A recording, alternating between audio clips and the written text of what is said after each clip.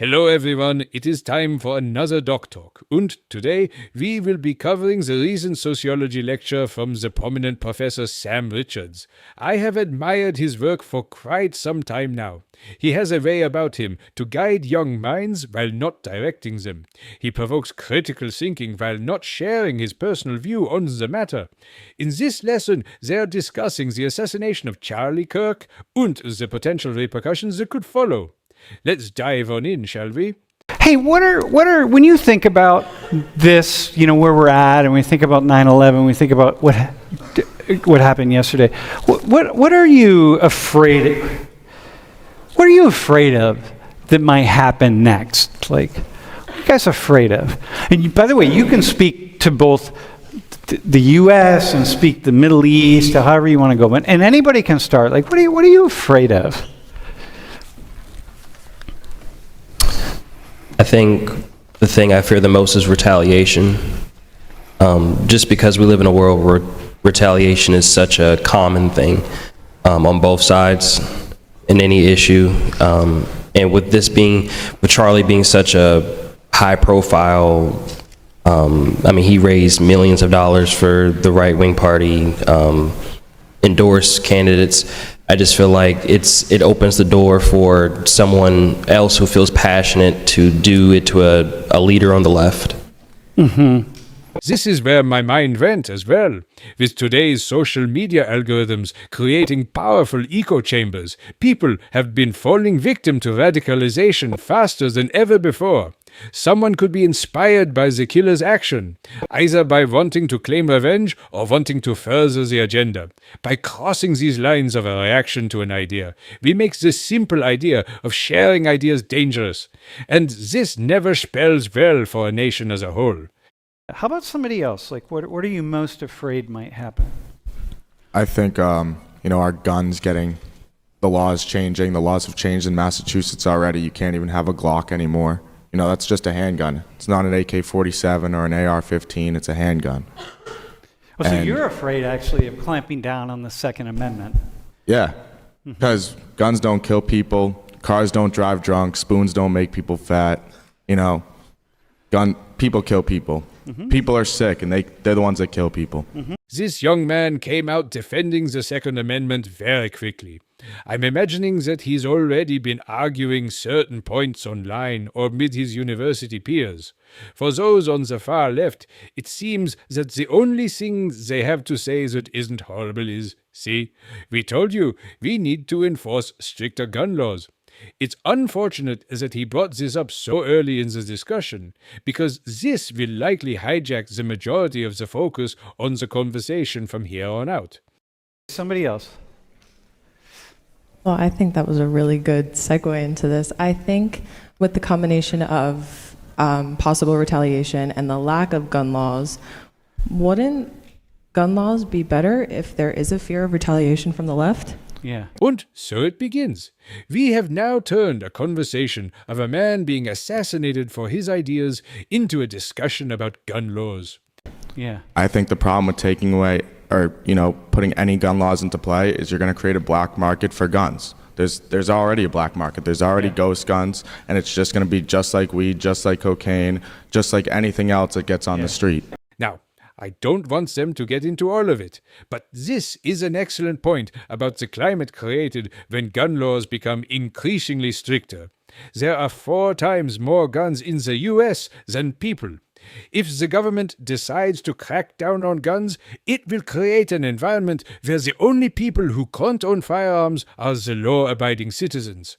A black market for guns will certainly be established and create an ecosystem in which criminals have their weapons and the citizens are at their mercy. You can already see today that areas with stricter gun laws typically have a higher rate of crime in the US due to criminals knowing there's a lower chance of combativeness. All right. Okay, so hang on. I want you to go back. What is it? Layla. Okay, Layla, go back to. So you made that point, but go back to the main question. What are you most afraid of? I think I'm most afraid that America won't utilize Charlie Kirk's death in the correct way, and nothing will really be gained from it, and it'll take too long to put the pieces together of significance. Jesus fucking Christ. What the hell is this? Is this a review for a children's novel? He was shot in the fucking neck. The least he could ask for was a pack of smokes and a goodbye before he got quick-scoped by some Gen Z snowflake with a love for femboys and guns. I mean, what the hell are we even talking about here? And it'll take too long to put the pieces together of significance, meaning like, what was he talking about when he died? Who killed him? Was it a civilian or was it planned? Was it, the date, the location, things like that? It's going to take a little bit too long to dive into those things, which prolong the process of gun control and things like that. Okay. What the fuck did I just listen to? Are these really the things that are important? This is the shit that she's afraid of? Everything she just said was a whole lot of bullshit. There was nothing insightful about the words that she just vomited out of her mouth. And she's right back onto gun control. Hello? Someone was just assassinated. Can we please just reflect for a second without involving our fucking political agenda? Jesus Christ. I need a drink. We need to learn right now. Like, what are you afraid that we're not going to learn? Well, from like what I know about Saudi, we don't really have like the choice of being able to own a gun. So I feel like seeing how our life is there, like we don't really see as much like gun violence or like terrorism as you said it in our country. So I kind of don't really agree with his point. Here we are, still talking about gun control. The reason for Saudi Arabia's low crime rates isn't simply due to them not having access to firearms, so we don't have to keep relaying it back to the young man's stance on gun control. It is also a mostly homogeneous country that doesn't have a broad range of political diversity. In some ways, you are literally incapable of standing against the government. Comparing it to the US in terms of internal conflict, where the people can advocate for the complete opposite side of the spectrum, isn't quite a fair exchange. It's based on people. I feel like if you're giving people a choice to own a gun, Okay. then All right. So listen, it's not that I don't want to touch guns, because I'm happy to touch guns, right? But I want to go beyond that. We're beyond guns right now, y'all, right? Like we are from what I'm seeing here. Look here.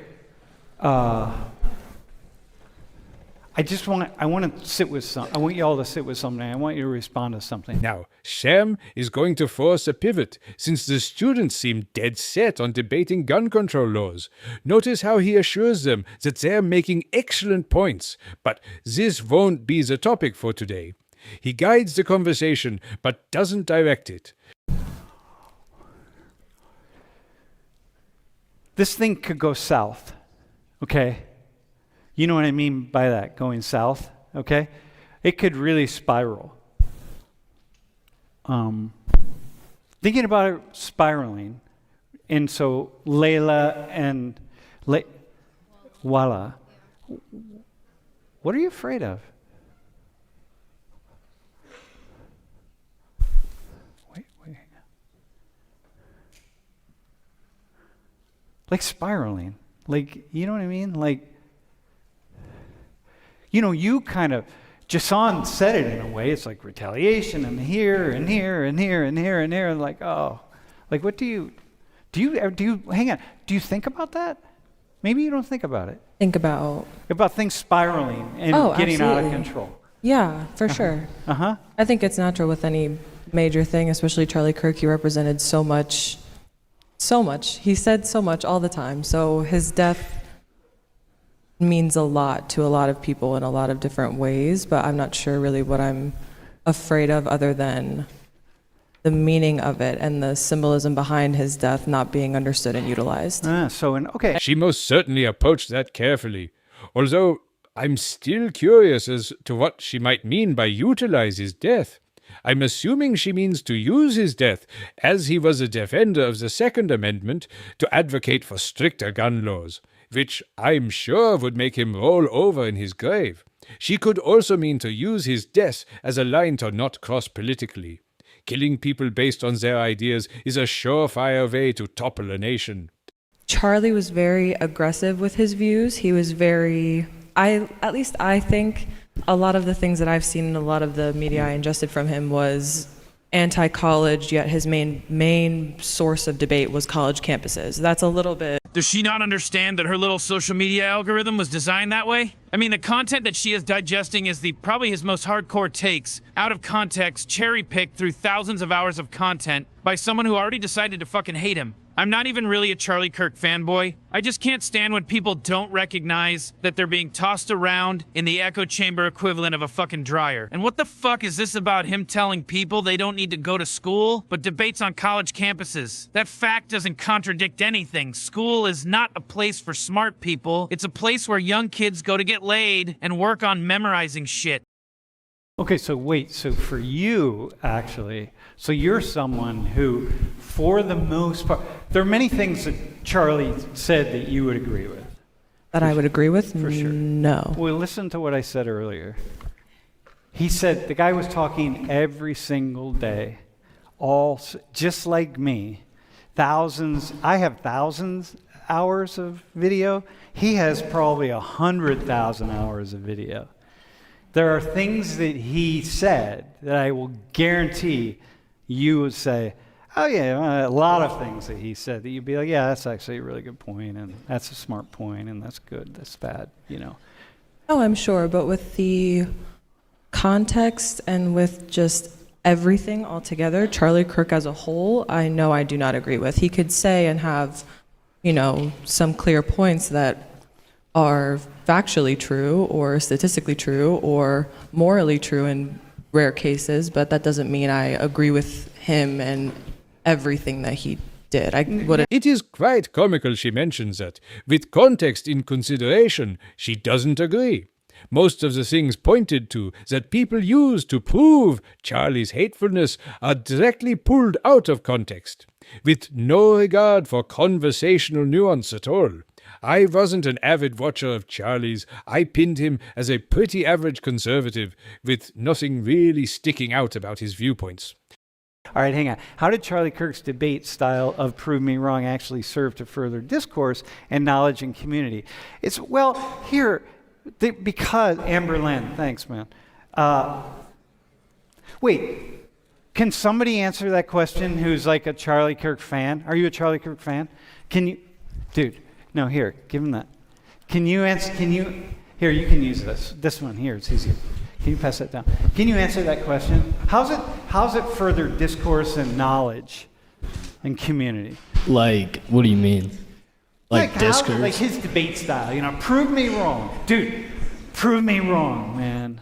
I mean, I think, it caused some harm in the fact where, he's telling kids that are outwardly, gaining debt for going to college to get a good education, to get a good job one day, that you're basically doing this and it's useless because you can make money further on now, not going to college. Yeah. But I feel like if you sit there and he practiced fair speech, supported the First Amendment a lot, so and he listened to other people. Listened. I think where not to hate on Layla, but to go against her a little bit. She said no way, he's not hating on you. No, your opinion isn't hating on me. She said someone could take his rhetoric and push it further. Yeah. Where I think we're looking at oh, he had so many supporters, but he didn't talk to his supporters. He talked to people that went against him and shared everybody's beliefs, which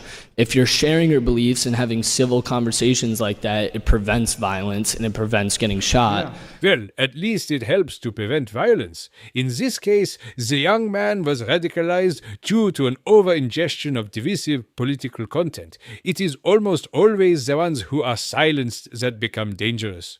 Discussing ideas is vital for the betterment of societies. All ideas need to be challenged to ensure that they withstand the test of objectivity. It is important to prod around and find contradictions or loopholes in someone's logic. A lot of content creators and political influencers avoid conflict, likely due to a fear of having to shatter some of their own worldviews or turn away the audience who have already elected them influential. On the stream, how did Charlie promote knowledge and thinking and community? So his whole thing was prove me wrong, and I think that's the basis of debate. But I find the issue is, and I think the reason why he rubbed so many people the wrong way was that he acted almost as if he never really had the intention to be proved wrong. You can say as much like, oh, I'm really open-minded and I want to have my opinion changed if you give me the right statistics, you give me the right emotional basis, you use the Constitution, use these things to actually prove me wrong, I will change my opinion. So you felt as though it wasn't really genuine.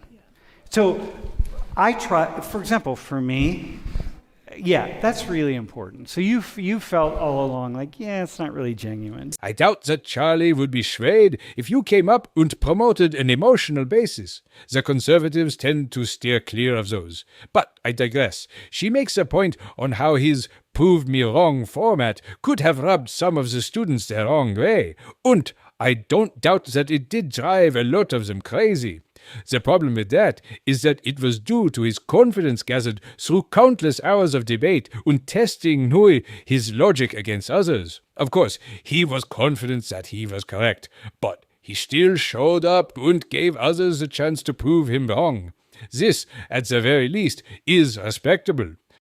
It's just, my biggest fear is exactly what we're seeing in the beginning of this class, which is we've been asking questions and yours have been very direct about like terrorism and death, and everyone's answers have always been like, oh yeah, but maybe my worry is who's going to fill his gap, or who is going to keep his rhetoric going, or is his rhetoric going to get stronger, is he going to be like, for me, the biggest fear is very obvious, and it's like you said, in other countries, there's the culture of someone comes in a motorcycle and steals your bag.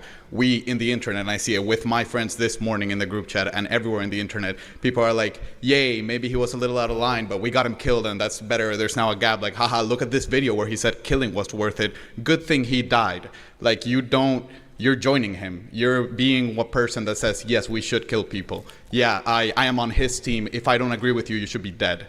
Like, we should not create a culture here where we celebrate someone's death and we're saying, oh, because I didn't agree with him, we should kill him. And even though it's joking and celebrating, you see it on the internet, and that creates small groups that encourage each other online, which creates shooters. Bro, so here's the thing. If you can go there to say like, oh, yay, let's celebrate this somehow, then Jack right here, who supports the Constitution and the Second Amendment, naturally, then, well, we can attack him too.